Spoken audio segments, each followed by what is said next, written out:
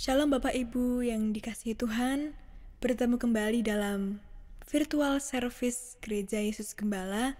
Mari saya ajak Bapak Ibu sekalian untuk masuk ke dalam doa. Terima kasih ya Bapa atas kebaikan-Mu, kemurahan-Mu dalam hidup kami. Tiba saatnya kami datang dalam hadirat-Mu untuk menyembah, untuk memuji, dan mendapatkan firman-Mu Tuhan, dan biarlah firman-Mu tinggal dalam kami dan berbuah bagi orang di sekitar kami. Kami landaskan doa ini hanya dalam nama Tuhan Yesus Kristus. Haleluya. Amin.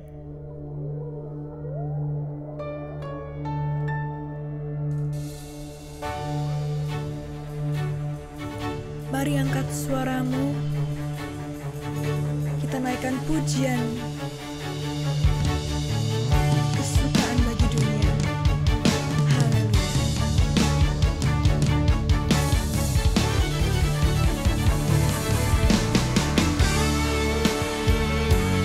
Kemuliaan hanya bagi-Mu ya Dia. Kita bersuka cita. Yesus telah datang ke dunia. Haleluya.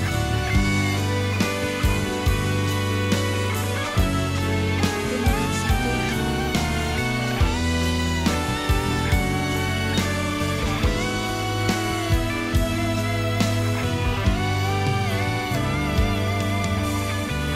Mari sama-sama katakan.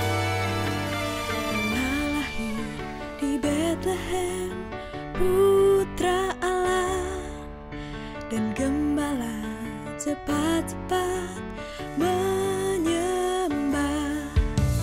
Kesukaan besar untuk semua, satu warta gembira, juru selamat dunia. Haleluya. Dia telah lahir. Mari kita sembah Dia.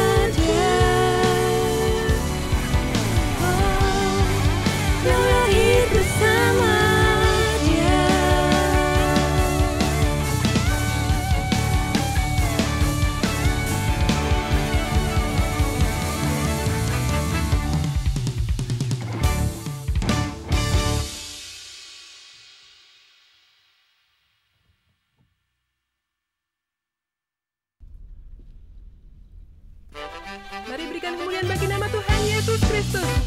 Segala sorak-sorai, pujian dan hormat bagi namanya saja.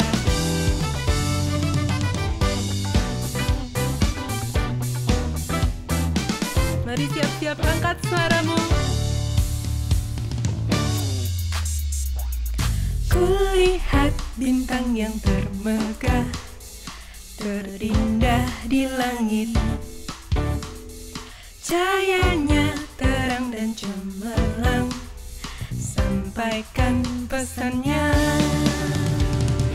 Seorang bayi telah lahir, putra tunggal Allah.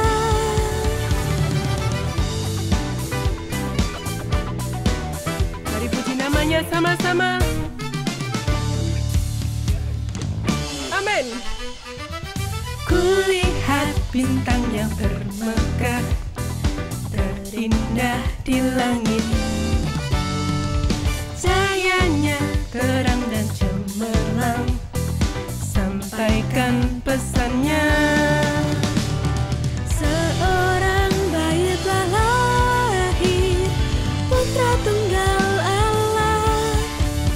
Dari timur ku lari menyambut Dia yang lahir dalam palungan hina Allah Putra.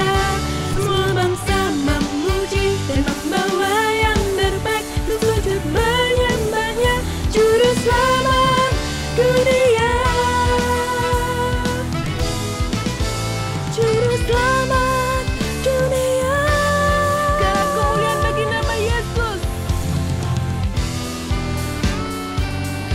Karena Allah Putra telah menjadi anak manusia, menebus saya dan Anda saat ini. Mari kita bersuka cita, sorak-sorai segala pujian bagi nama Yesus. Dari timur ku lari menyambut Dia yang lahir dalam palungan hina Allah Putra. Semua bangsa memuji dan membawa yang terbaik untuk sujud menyembahnya, Juru Selamat. Dari timur ku lari menyambut Dia yang lahir dalam palungan hina Allah Putra. Semua bangsa memuji dan membawa yang terbaik sujud menyembahnya, Juru Selamat dunia. Juru Selamat dunia.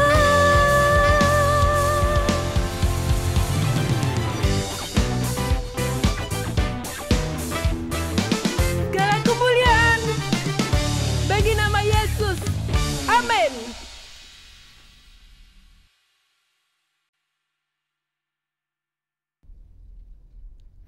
Mari masuk lebih dalam kehadirat Tuhan dengan segenap hatimu, bawa pujian ini bagi namanya.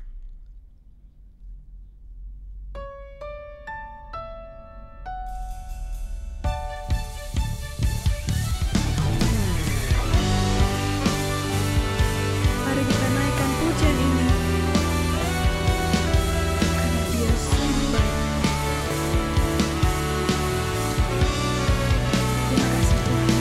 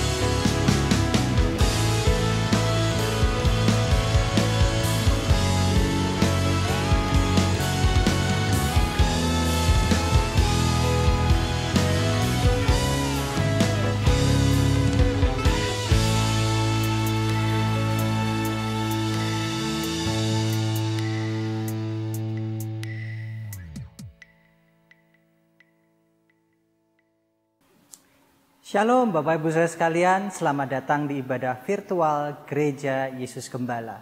Pada kesempatan kali ini kita boleh merayakan rangkaian Natal dan biarlah kita boleh menyiapkan hati kita dengarkan firman Tuhan. Mari kita berdoa untuk kita siapkan hati kita dengarkan firman Tuhan. Tuhan terima kasih, Roh Kudus terima kasih, Yesus terima kasih. Buat kesempatan kali ini kami ingin mengingat momen Natal di mana Sang Putra lahir ke dunia ini. Berkati hamba-Mu dalam keterbatasan kelemahannya, kuatkan dengan Roh-Mu Tuhan, sehingga apa yang hamba-Mu katakan adalah kebenaran-Mu sendiri. Berkati setiap kami yang sudah mempersiapkan hati untuk mendengarkan firman Tuhan, biarlah tanah hati kami seperti tanah yang subur, dan biarlah benih firman-Mu itu bertumbuh berkali-kali lipat dalam kehidupan kami. Dalam nama Tuhan Yesus Kristus kami siap sambut firman-Mu. Semua yang percaya katakan haleluya, amin. Shalom Bapak Ibu Saudara, kita ada di momen Natal di mana kita merayakan kelahiran Yesus Kristus. Dan pada ibadah kali ini saya ingin membawa satu tokoh yang cukup sentral dalam momen Natal, yaitu Maria. Dan pada kesempatan kali ini firman Tuhan saya beri judul Hati Hamba. Satu kali istri saya menanyakan, apa sih hubungannya tema bulan Desember ini, yaitu dipanggil untuk mengabdi dengan momen Natal.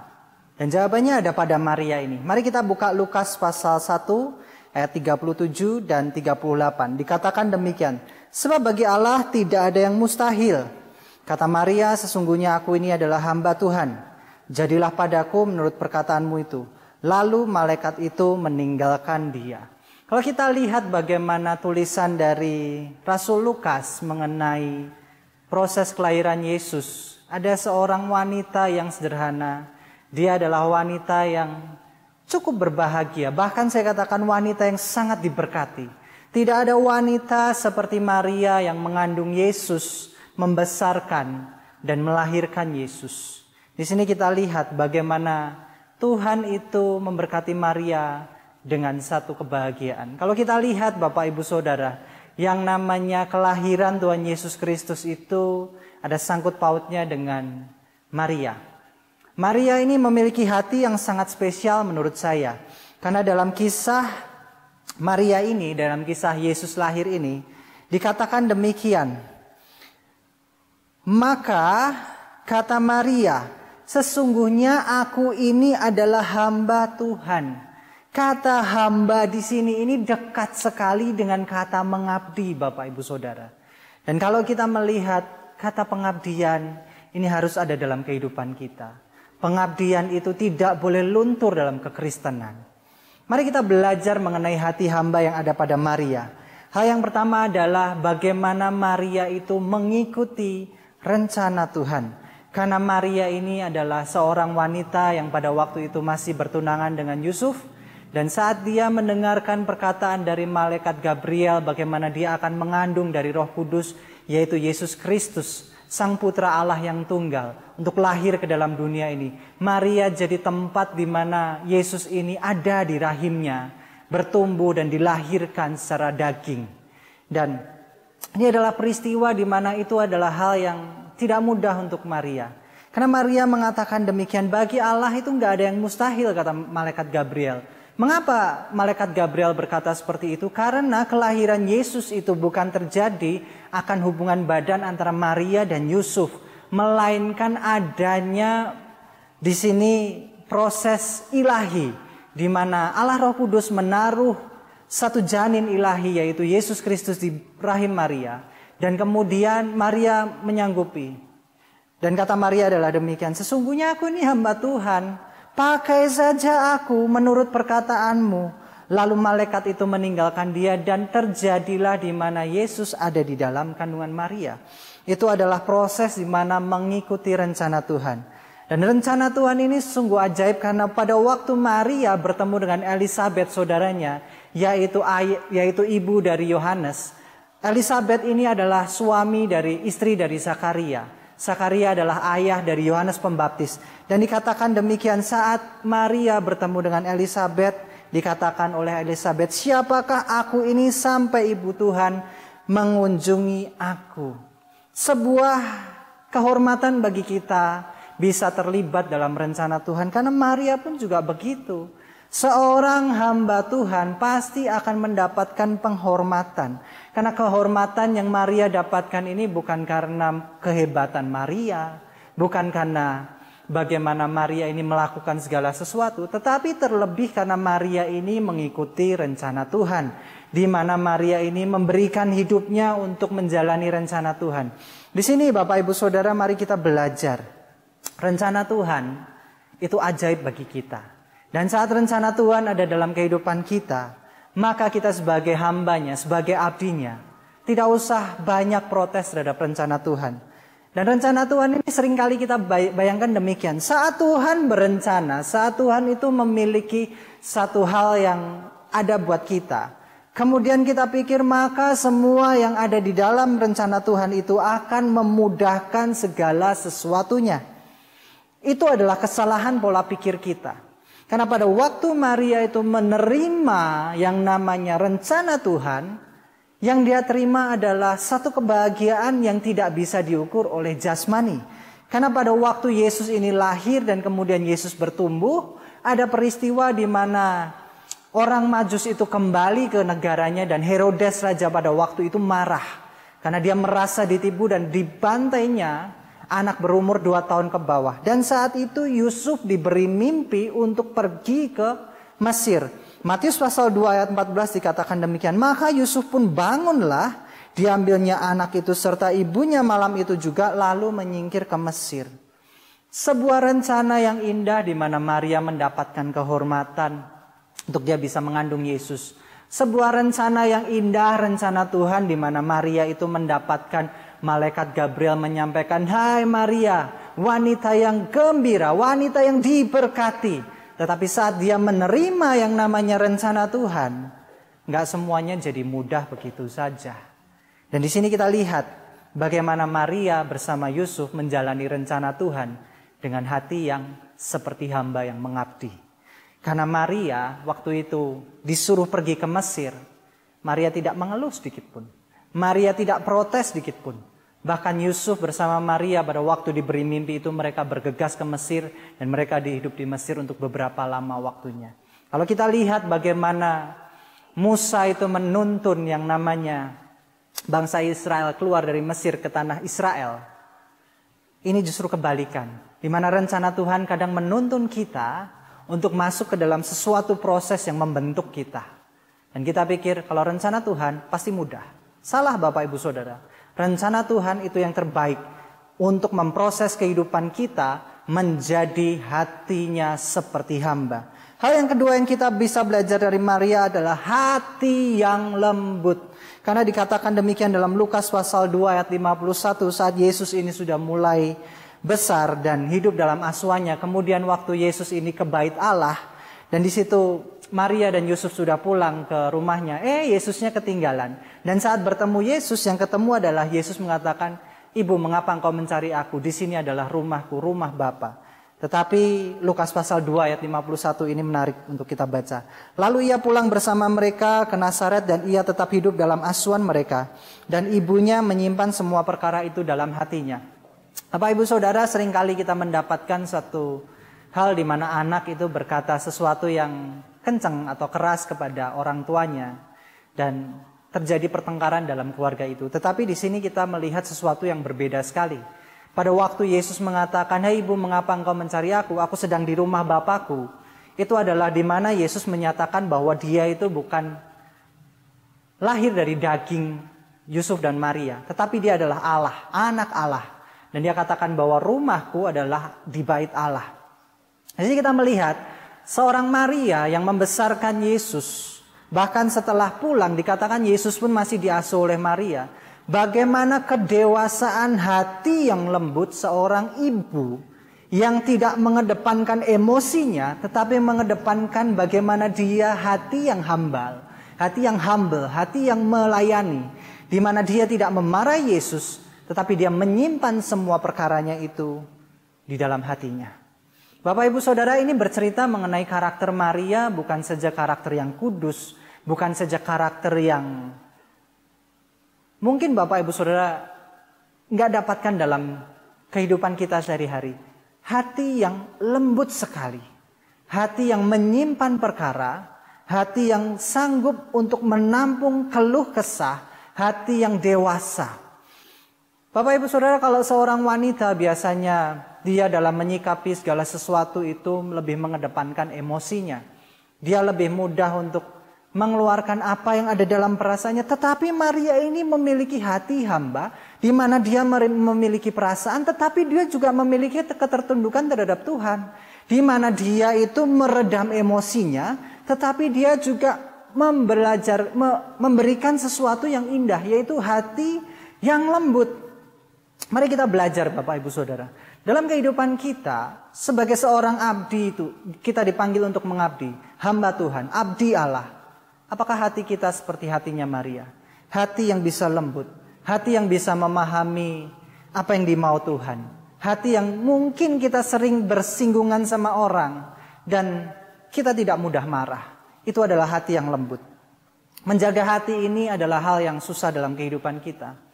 Ada di dalam Amsal dikatakan manusia menajamkan manusia dan besi menajamkan besi. Di mana setiap orang ini saat berinteraksi dengan orang lain, dia pasti mendapatkan dirinya ini mendapatkan tidak cocok satu dengan yang lainnya. Bahkan dalam keluarga pun yang namanya suami maupun istri seringkali tidak mendapatkan sesuatu yang sama dalam kehidupannya. Dan saat suami dan istri ini gak mendapatkan sesuatu yang sama, di situ yang main peranan penting sekali untuk terjadinya konflik adalah hati. Saat orang tidak menjaga hatinya, maka yang terjadi adalah konflik ini ada terus. Dan saat kita ini menjaga hati kita, hati yang lembut, hati yang dewasa, kita akan bisa memahami apa yang terjadi. Bapak Ibu Saudara, hati yang lembut ini mari kita pelajari. Jangan kita ini dipanggil untuk mengabdi, kita ini tahu bahwa kita adalah hamba Tuhan, tetapi kita lebih mengandalkan emosi kita. Saat kita mengandalkan emosi kita, yang terjadi adalah kita mulai menajamkan orang lain dengan menyakitinya. Saat kita disakiti oleh orang lain pun kita sedang dikikis ego kita. Dikikis kedagingan kita. Dikikis harga diri kita. Harga diri kita itu sudah lunas dibayar oleh Kristus Yesus di kayu salib. Jangan lupa itu. Hal yang ketiga yang terakhir adalah saat kita belajar dari hati seorang hamba yang ada dalam Maria adalah memahami maksud Tuhan. Susah sekali untuk kita ini belajar memahami maksud Tuhan. Karena maksud Tuhan itu dengan kita itu bedanya jauh sekali. Tuhan berhikmat sekali. Sedangkan kita hikmatnya sangat terbatas jika dibandingkan dengan Tuhan. Tetapi mari kita belajar dengan Maria. Bagaimana dia menyikapi sebagai seorang hamba Tuhan. Dia memahami sekali bagaimana cara kerjanya Tuhan. Satu kali Yesus ada di perjamuan pernikahan di Kanaan. Dan pada waktu itu, di dalam perjamuan itu kehabisan anggur. Dan menariknya begini. Saat Yesus ingin mengadakan mujizat, Maria memberikan satu perintah yang khusus kepada orang-orang hamba-hamba yang menyiapkan apa yang diminta Yesus. Dikatakan demikian. Yohanes pasal 2 ayat yang kelima. Tetapi ibu Yesus berkata kepada pelayan-pelayan, apa yang dikatakan kepadamu, buatlah itu. Bapak Ibu Saudara, memahami maksud Tuhan yang diajarkan oleh Maria di sini adalah dalam kehidupan kita, firman Tuhan yang kita dengar, semua perintah-perintah yang kita dengar tidak untuk diperdebatkan, tetapi untuk dilakukan. Saat kita melakukan firman Tuhan, saat kita ini percaya akan firman Tuhan, dan kita tidak mencari bagaimana sih melakukannya, seberapa banyak sih saya harus melakukan, seberapa banyak saya harus komit sama firman Tuhan. Komitlah seluruhnya. Karena di sini kita melihat, apapun yang Yesus minta, apapun yang dikatakan Yesus kepadamu, pelayan, lakukan itu. Bagaimana Maria ini mengerti cara kerja Yesus. Yesus ada memerintah untuk kebaikan kita, bukan untuk kebaikan Dia. Yesus memerintah kita untuk kita ini melakukan sesuatu yang benar di hadapannya. Yesus tidak mungkin mencelakakan kita. Dan menariknya adalah begini. Momen Natal bercerita tentang keluarga. Mujizat Yesus yang pertama bercerita tentang keluarga. Di momen Natal ini mari kita pahami maksud Tuhan dalam masa pandemi ini. Bagaimana kita mempelajari masa pandemi ini adalah momen Natal itu menjadikan kita hamba-hamba Tuhan yang peduli akan keluarga. Bapak Ibu Saudara, saat kita ada dalam keluarga, milikilah hati seorang hamba. Seorang ayah harus memiliki hati seorang hamba. Seorang istri, seorang ibu harus memiliki hati seorang hamba. Anak-anak pun juga demikian. Saat kita memiliki hati seorang hamba, yang terjadi adalah kita ini saling melengkapi satu dengan yang lainnya. Kita saling mengasihi satu dengan yang lainnya. Yang terjadi adalah pemulihan-pemulihan dalam keluarga. Yang terjadi adalah kita satu dengan yang lainnya saling membangun. Dalam masa pandemi ini Bapak Ibu Saudara, gereja diajarkan untuk memiliki hati pengabdian seorang hamba. Saya beri ilustrasi sedikit. Satu kali ada orang yang ingin membuka sebuah gereja. Yang diperhatikan adalah sisi-sisi fisik saja. Yang diperhatikan adalah bagaimana letaknya, bagaimana besarnya, bagaimana gedungnya ini nanti ditata. Itu semua baik secara manajerial. Tetapi lupa sekali saat kita ada di gereja, yang kita perhatikan itu bukan itu. Saat kita ada di dalam gereja, kita cenderung membuat seorang yang duduk dalam gereja itu menikmati fasilitas. Sehingga hati melayani, hati seorang hamba hilang dari gereja. Saat kita duduk dalam gereja yang kita cari apa? Musiknya yang enak kah? Yang kita cari apa? Gedung yang bagus, AC yang dingin. Saat ini saya menyampaikan firman Tuhan di rumah saya. Di rumah saya nggak ada AC-nya dan saya agak kepanasan. Tetapi inilah hati yang saya berikan kepada Tuhan. Saya mempersiapkan firman Tuhan ini dari rumah karena pada masa sekarang ini tiba-tiba pandemi coronavirus di Kota Magelang meningkat kembali. Dan saya putuskan untuk, ayo mari kita bikin ibadah dari rumah masing-masing. Kita tetap melayani dari tempat yang mungkin tidak konvensional, tidak nyaman. Tetapi saat kita mau bekerja keras bagi Tuhan, saat kita dipanggil melayani, saat kita dipanggil mengabdi, saat kita punya hati hamba, tidak peduli itu pelayanan ada di mana saja. Kalau kita di gereja memberikan satu semangat orang untuk nyaman, duduk, menikmati, tetapi tidak mengerjakan segala sesuatu untuk Tuhan. Dan kita menikmati yang namanya ini, aku di sini nyaman banget, gembalanya baik, gembalanya perhatian, aku duduk aja supaya nanti aku mati. Yang penting aku diperhatikan. Tuhan mati di kayu salib, dia memperhatikan orang. Dari awal kelahiran Yesus, dia mencari orang-orang yang mempunyai hati seorang hamba. Maria, Yusuf, Elisabet, Zakaria, juga para pelayan-pelayan Tuhan itu memiliki hati hamba semua.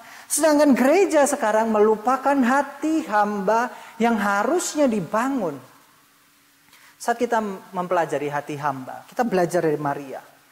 Hal yang pertama kita pelajari adalah bagaimana kita mengikuti rencana Tuhan.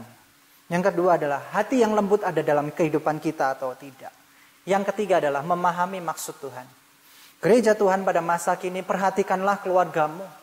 Pada masa-masa perjanjian baru, gereja mula-mula di Kisah Para Rasul, kegemparan, kegerakan rohani terjadi dari rumah-rumah. Masa pandemi ini saya merindukan ada kegerakan yang baru dari rumah-rumah. Ada pelayanan yang baru dari rumah-rumah. Di mana kita ini mungkin gak nyaman, mungkin gak pas, mungkin gak konvensional. Tetapi kita tetap melayani Tuhan. Kita tetap jaga hati kita untuk kita melayani Tuhan. Saya teringat masa di mana saya merayakan Natal. Umur saya waktu itu mungkin sekitar 15-16 tahun, SMA kelas 1, kelas 2. Pada waktu itu saya nganterin mama saya di sebuah gereja. Dan gereja ini sederhana sekali. Nggak ada AC-nya, kemudian panggungnya juga nggak tertata rapi. Kemudian waktu itu hujan dan atapnya itu dibuat dari seng, dan suara khotbah dan suara air yang menetes di seng itu bercampur aduk. Tetapi di situ saya justru merasakan ada sesuatu yang menggugah hati saya. Pada waktu itu ada pertanyaan dalam hati saya, adakah aku di dalam hatimu? Bapak Ibu Saudara, kalau saya perhatikan bagaimana Natal terjadi dalam hidup kita, Natal bukan soal bagaimana kita ini ada dalam satu gedung yang bagus. Natal ini soal komitmen kita mengabdi kepada Tuhan. Pertanyaan yang sama saya kembalikan kepada Bapak Ibu Saudara. Adakah Natal Yesus di dalam hati Bapak Ibu Saudara? Sebagai kesimpulan Bapak Ibu Saudara, jiwa pengabdian dalam Natal, momen Natal ini kita belajar mengerti rencana Tuhan, membangun pengenalan akan Dia, dan melakukan kehendak-Nya. Biarlah di momen Natal ini, rangkaian Natal ini, kita belajar untuk mengenal rencana Tuhan yang ajaib. Milikilah hati hamba. Mari kita tunduk kepala, kita siapkan hati untuk selesai untuk firman Tuhan. Bapa, dalam nama Tuhan Yesus Kristus, terima kasih untuk kesempatan kali ini. Firman-Mu sudah kami dengar Tuhan. Hamba-Mu sudah selesai berbicara, tapi biarlah Roh-Mu yang ada dalam kehidupan kami senantiasa menguatkan kami. Berkati hamba-Mu yang sudah menyampaikan firman Tuhan dalam kelemahan keterbatasannya. Pakai setiap perkataan untuk membangun orang-orang yang mendengarkan. Biarlah dalam momen Natal ini kami memiliki hati yang mengasihi. Hati yang penuh dengan belas kasihan kepada orang-orang sekitar kami. Dan biarlah kami memiliki hati yang mengabdi kepada Tuhan. Terima kasih Tuhan, sebentar kami akan terima berkat-Mu. Biarlah anugerah rahmat-Mu menyertai setiap kami. Mari kita angkat tangan di hadapan Tuhan, aminkan setiap berkat ini. Murid Yesus Gembala, terimalah berkat jasmani, jiwani, dan rohani dalam keluargamu, pekerjaanmu, studimu, pelayananmu, dan komunitasmu. Diberkatilah engkau dengan kehidupan kekal. Diberkatilah engkau dengan hikmat ilahi. Diberkatilah engkau dengan kekuatan dan pengharapan kekal. Diberkatilah engkau dengan kekayaan dan kemuliaan Allah. Diberkatilah engkau selalu dalam damai sejahtera dan sukacita. Diberkatilah engkau dalam kerang, kasih, dan iman sejati. Dialah Tuhan yang tidak berubah sekarang dan selamanya, yang menghadapkan wajahnya padamu dan menyertai engkau selamanya untuk memberitakan kabar baik sampai ke ujung dunia. Saudara-saudara yang Tuhan Yesus kasih, terimalah berkat anugerah pemeliharaan kekal dari Allah Bapa, berkat rahmat pemulihan dari Tuhan Yesus Kristus, berkat pertolongan dan penghiburan dari Allah Roh Kudus dalam kehidupanmu dari sekarang sampai Maranatha. Tuhan Yesus datang 2 kali di dalam kemuliaan. Semua yang percaya katakan haleluya, amin. Bapak Ibu Saudara, ibadah sudah selesai dan marilah kita tetap jaga protokol-protokol kesehatan, jaga hidup kita dan tetap kita semangat menjadi hamba-hamba Tuhan. Tuhan Yesus memberkati.